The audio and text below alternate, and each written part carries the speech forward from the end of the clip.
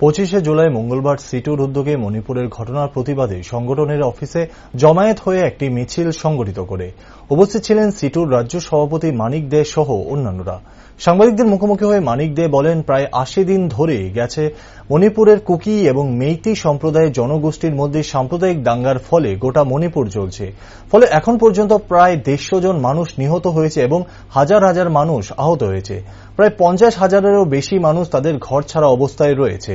এমনকি গত মে মাসে 2 জন নারী নিগ্রহের ঘটনার ভিডিও ভাইরাল হয় জুলাই মাসের কয়েকদিন আগে, যেখানে দেখা যাচ্ছে 2 জন মেয়েকে উলঙ্গ করে প্রায় 1000 মানুষের মধ্যে হাঁটাচ্ছে। শুধু তাই নয়, 2 জন মেয়েকে নাকি ধর্ষণ করা হয় ও তাদের পরিবার পরিজনদের চূড়ান্তভাবে আক্রান্তের শিকার হতে হয়। কিন্তু এত কিছু হওয়ার পরেও বর্তমানে মণিপুরের বিজেপি সরকার এবং প্রধানমন্ত্রী চুপ। এতদিন অতিক্রান্ত হয়ে গেলেও মণিপুর নিয়ে একটি কথাও বলতে দেখা যায়নি দেশের প্রধানমন্ত্রীকে। কি লুকাতে চাইছে তিনি, যেখানে পার্লামেন্টে বাদল অধিবেশনে প্রধানমন্ত্রী নিজেকে মুখ লুকিয়ে থাকতে চাইছেন? বিরোধী রাজনৈতিক দলগুলির সাথে কেন তিনি দেখা করতে চাইছেন না, তা নিয়ে এক প্রকার বিস্ফোরক মন্তব্য করেন মানিক দে। মণিপুরে গত মে মাসের শুরু থেকে যে জাতি দাঙ্গা চলছে, মহিলাদের উপর নির্যাতন, বাড়িঘর পুড়িয়ে দেওয়া এবং 150 শতাধিক মানুষ নিহত হয়েছে, প্রচুর পরিমাণ নিখোঁজ আছে, যারা কি মৃত না জীবিত কোনো কিছু বোঝা যাচ্ছে না। 50,000-এর উপর পরিবার বাড়ি ছাড়া এবং সেখানে আইনের শাসন বলতে কিচ্ছু নেই। চরম অত্যাচার চলছে এবং সেখানে বিজেপি নেতৃত্বাধীন সরকার এই দাঙ্গাকে প্রশ্রয় দিচ্ছেন এবং এই দাঙ্গা যদি প্রশ্রয় না দিতেন এতদিনে দাঙ্গা বন্ধ হওয়ার কথা।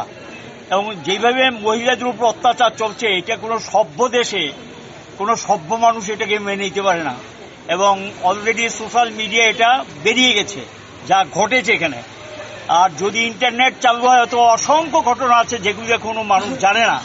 কাজে এই যে সরকারটা আছে দিল্লিতে, এই সরকারটার কোনো হেলদোল নেই এবং লক্ষ্য করা যায় দেশের প্রধানমন্ত্রী এটা বলবো কি এটা উপভোগ করছেন তিনি, যিনি এত পার্লামেন্টে এত প্রতিবাদ করার পরও যে বিবৃতি দিতে চায় না, পার্লামেন্টে দাঁড়িয়ে কথাটাকে স্বীকার করতে চায় না, পার্লামেন্টে আলোচনা করতে চায় না, সে 140 কোটি মানুষের লজ্জার কথা বলবে।